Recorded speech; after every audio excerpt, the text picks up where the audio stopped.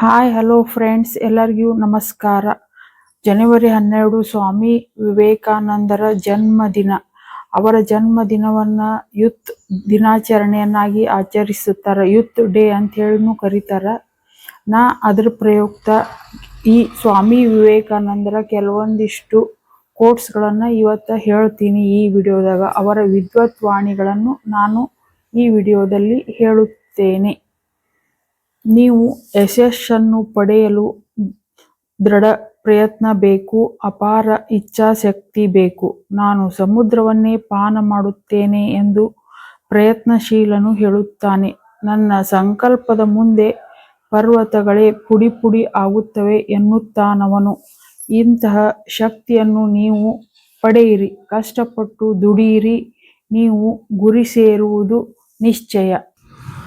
ಶೈಶವಾವಸ್ಥೆಯಿಂದಲೇ ಮಕ್ಕಳು ಶಕ್ತಿಶಾಲಿಗಳಾಗುವಂತೆ ಮಾಡಿ, ಅವರಿಗೆ ದುರ್ಬಲತೆಯನ್ನಾಗಲಿ ಮೂಢ ಆಚರಣೆಗಳನ್ನಾಗಲಿ ಬೋಧಿಸಬೇಡಿ.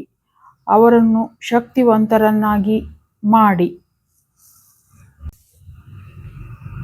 ಯಾರಿಗೆ ತನಗೆ ನಂಬಿಕೆ ಇಲ್ಲವೋ ಅವನು ನಾಸ್ತಿಕ. ಹಳೆಯ ಧರ್ಮಗಳು ಹೇಳಿದವು ದೇವರನ್ನು ನಂಬದವನು ನಾಸ್ತಿಕ ಎಂದು. ಹೊಸ ಧರ್ಮವು ಹೇಳುತ್ತದೆ ಯಾರಿಗೆ ತನ್ನಲ್ಲಿ ನಂಬಿಕೆ ಇಲ್ಲವೋ ಅವನು ನಾಸ್ತಿಕ ಎಂದು. ಧರ್ಮದ ರಹಸ್ಯವಿರುವುದು ಸಿದ್ಧಾಂತಗಳಲ್ಲ, ಅದರ ಅನುಷ್ಠಾನದಲ್ಲಿ. ಒಳ್ಳೆಯವರಾಗಿರುವುದು, ಒಳ್ಳೆಯದನ್ನು ಮಾಡುವುದು ಇದೇ ಧರ್ಮದ ಸರ್ವಸ್ವ. ಈ ಜಗತ್ತಿನ ಇತಿಹಾಸ ಆತ್ಮಶ್ರದ್ಧೆಯನ್ನು ಹೊಂದಿದ ಕೆಲವೇ ವ್ಯಕ್ತಿಗಳ ಇತಿಹಾಸ. ಆ ಶ್ರದ್ಧೆ ಅಂತರಂಗದ ದಿವ್ಯತೆಯನ್ನು ಬಡಿದೆಬ್ಬಿಸುತ್ತದೆ. ಆಗ ನೀವೇನನ್ನು ಬೇಕಾದರೂ ಸಾಧಿಸಬಲ್ಲಿರಿ. ಎದ್ದೇಳಿ, ಕಾರ್ಯೋನ್ಮುಖರಾಗಿ. ಜೀವನವಾದರೂ ಎಷ್ಟು ಕಾಲ? ನೀವು ಈ ಜಗತ್ತಿಗೆ ಬಂದ ಮೇಲೆ ಏನಾದರೂ ಗುರುತನ್ನು ಬಿಟ್ಟು ಹೋಗಿ. ಅದಿಲ್ಲದಿದ್ದರೆ ನಿಮಗೂ ಮರಕಲ್ಲುಗಳಿಗೂ ಏನು ವ್ಯತ್ಯಾಸ? ಅವು ಅಸ್ತಿತ್ವಕ್ಕೆ ಬರುತ್ತವೆ, ನಶಿಸಿ ನಿರ್ನಾಮವಾಗುತ್ತವೆ. ಜೀವನವೆಂಬುದು ಕಠಿಣ ಸತ್ಯ. ಧೈರ್ಯವಾಗಿ ಅದನ್ನು ಎದುರಿಸಿ ನಿಮ್ಮ ಮಾರ್ಗದಲ್ಲಿ ಮುಂದುವರಿಯಿರಿ. ಅದು ಅಭೇದ್ಯವಾಗಿರಬಹುದು, ಆದರೆ ಆತ್ಮ ಅದಕ್ಕಿಂತ ಬಲಯುತವಾದುದು. ಹೇಡಿಗಳು ಮಾತ್ರ, ಬಲಹೀನರು ಮಾತ್ರ ಪಾಪವನ್ನು ಮಾಡುವುದು ಮತ್ತು ಸುಳ್ಳನ್ನು ಹೇಳುವುದು ಎಂಬುದನ್ನು ನೆನಪಿನಲ್ಲಿಡಿ. ಧೀರರು ಯಾವಾಗಲೂ ನೀತಿವಂತರಾಗಿರುತ್ತಾರೆ. ಧೀರರಾಗಿ, ನೀತಿವಂತರಾಗಿ, ಸಹಾನುಭೂತಿಯುಳ್ಳವರಾಗಿ. ನಿಮ್ಮನ್ನು ನೀವು ಜಯಿಸಿ, ಆಗ ಇಡೀ ಜಗತ್ತೇ ನಿಮ್ಮದಾಗುತ್ತದೆ. ಸತ್ಯನಿಷ್ಠೆ, ಪವಿತ್ರತೆ ಮತ್ತು ನಿಸ್ವಾರ್ಥತೆ ಈ ಮೂರು ಯಾರಲ್ಲಿರುತ್ತದೆಯೋ ಅವರನ್ನು ಈ ಜಗತ್ತಿನ ಯಾವ ಶಕ್ತಿಯೂ ನಿಗ್ರಹಿಸಲಾರದು. ಇವುಗಳಿಂದ ಸಂಪನ್ನನಾದವನು ಇಡೀ ಜಗತ್ತಿನ ವಿರೋಧವನ್ನೇ ಎದುರಿಸಬಲ್ಲ. ಹಿಂದಿರುಗಿ ನೋಡಬೇಡಿ, ಯಾವಾಗಲೂ ಮುನ್ನಡೆಯಿರಿ. ಅನಂತ ಶಕ್ತಿ, ಅನಂತ ಉತ್ಸಾಹ, ಅನಂತ ಸಾಹಸ ಮತ್ತು ಅನಂತ ತಾಳ್ಮೆ ಇವುಗಳಿದ್ದರೆ ಮಾತ್ರ ಮಹತ್ ಕಾರ್ಯವನ್ನು ಸಾಧಿಸಲು ಸಾಧ್ಯ. ಒಂದು ಸಾಮಾನ್ಯ ಕೆಲಸವನ್ನು ಅತ್ಯುತ್ತಮವಾಗಿ ಮಾಡುವುದರಿಂದ ಶ್ರೇಷ್ಠ ಪ್ರತಿಫಲ ದೊರೆಯುತ್ತದೆ. ನಾವು ಆಕಾಶದಷ್ಟು ವಿಶಾಲವಾಗಿರಬೇಕು, ಸಾಗರದಷ್ಟು ಆಳವಾಗಿರಬೇಕು. ಮತಾಂಧನಲ್ಲಿರುವ ಹುರುಪು ನಮ್ಮಲ್ಲಿರಬೇಕು. ಅನುಭಾವಿಯ ಗಂಭೀರತೆ, ಅಜ್ಞೇಯವಾದಿಯ ವೈಶಾಲ್ಯತೆ ಇರಬೇಕು.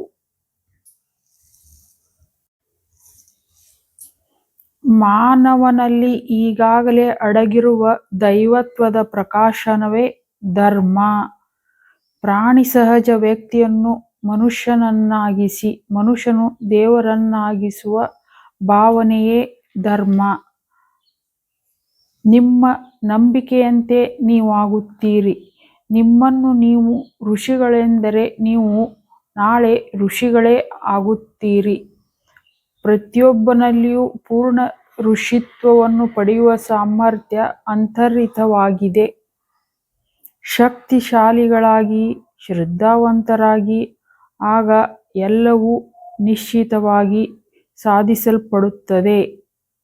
ಶಕ್ತಿಯೆಲ್ಲ ನಿಮ್ಮೊಳಗೆ ಇದೆ. ನೀವು ಏನು ಬೇಕಾದರೂ ಮಾಡಬಲ್ಲಿರಿ, ಎಲ್ಲವನ್ನೂ ಮಾಡಬಲ್ಲಿರಿ.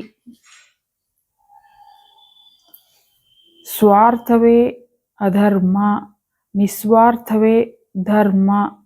ಹೆಚ್ಚು ನಿಸ್ವಾರ್ಥಿಯಾದವನೇ ಧರ್ಮಿಷ್ಠ ಮತ್ತು ಶಿವನಿಗೆ ಹತ್ತಿರ. ನಿಜವಾಗಿಯೂ ಜೀವನ ಸೇವೆಯೇ ಶಿವನ ಸೇವೆ. ಸ್ವಾರ್ಥತೆಯೇ ಪ್ರತಿಯೊಬ್ಬನಲ್ಲಿ ಇರುವ ಪ್ರತ್ಯಕ್ಷ ರಾಕ್ಷಸ. ಪ್ರತಿಯೊಂದು ಬಗೆಯ ಸ್ವಾರ್ಥವೂ ಸೈತಾನನೇ. ಪ್ರತಿಯಾಗಿ ನೀವು ಏನನ್ನೂ ಬಯಸಬೇಡಿ, ಆದರೆ ಹೆಚ್ಚು ಕೊಟ್ಟಷ್ಟು ನಿಮಗೆ ಹೆಚ್ಚು ಬರುತ್ತದೆ. ವಿಕಾಸವೇ ಜೀವನ, ಸಂಕೋಚವೇ ಮರಣ. ಪ್ರೇಮವೆಲ್ಲ ವಿಕಾಸ, ಸ್ವಾರ್ಥವೆಲ್ಲ ಸಂಕೋಚ. ಆದುದರಿಂದ ಪ್ರೇಮವೇ ಬದುಕಿನ ಧರ್ಮ. ಪ್ರೀತಿಯ ಮೂಲಕ, ಸಹಾನುಭೂತಿಯ ಮೂಲಕ ಮಾತ್ರವೇ ಒಳ್ಳೆಯ ಫಲಿತಾಂಶಗಳು ಉಂಟಾಗುತ್ತವೆ. ಪರರ ಸೇವೆಗಾಗಿ ಸರ್ವಸ್ವವನ್ನು ತೊರೆಯುವವನು ಮಾತ್ರ ಮುಕ್ತಿಗೆ ಅರ್ಹ. ಬುದ್ಧಿ ಶ್ರೇಷ್ಠವಾದುದು ನಿಜ, ಆದರೆ ಅದರ ಕಾರ್ಯವ್ಯಾಪ್ತಿ ಸೀಮಿತವಾದುದು. ಸ್ಫೂರ್ತಿ ಉಂಟಾಗುವುದು ಹೃದಯದ ಮೂಲಕ. ಹೃದಯವೇ ಸ್ಫೂರ್ತಿಯ ಮೂಲ.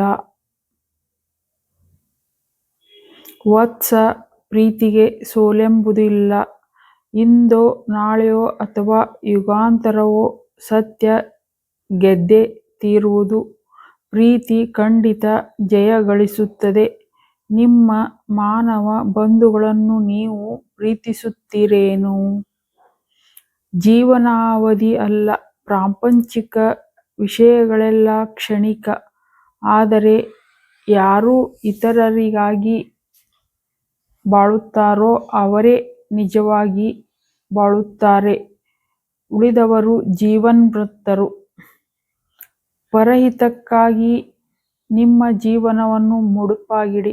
ಆದರೆ ನಿಮ್ಮ ತ್ಯಾಗ ಜೀವನವನ್ನು ಆರಿಸಿಕೊಳ್ಳುವುದಾದರೆ ಸೌಂದರ್ಯ, ಹಣ, ಅಧಿಕಾರಗಳ ಕಡೆಗೆ ತಿರುಗಿಯೂ ನೋಡಬೇಡಿರಿ. ಎಲ್ಲವನ್ನೂ ದೂರ ಎಸೆಯಿರಿ. ನಿಮ್ಮ ಮುಕ್ತಿಯನ್ನು ಕೂಡ ಈಡಾಡಿ ಇತರರಿಗೆ ಸಹಾಯ ಮಾಡಿ. ಮಹತ್ಕಾರ್ಯವು ಮಹಾ ಬಲಿದಾನದ ಮೂಲಕ ಮಾತ್ರ ಸಾಧ್ಯ. ನಮಗೆ ತ್ಯಾಗ ಮಾಡುವ ಧೈರ್ಯ ಬೇಕಾದರೆ ನಾವು ಉದ್ವೇಗವಶರಾಗಕೂಡದು. ಉದ್ವೇಗ ಕೇವಲ ಪ್ರಾಣಿಗಳಿಗೆ ಸೇರಿದ್ದು. ಅವು ಸಂಪೂರ್ಣವಾಗಿ ಉದ್ವೇಗದ ಅಧೀನದಲ್ಲಿರುವವು.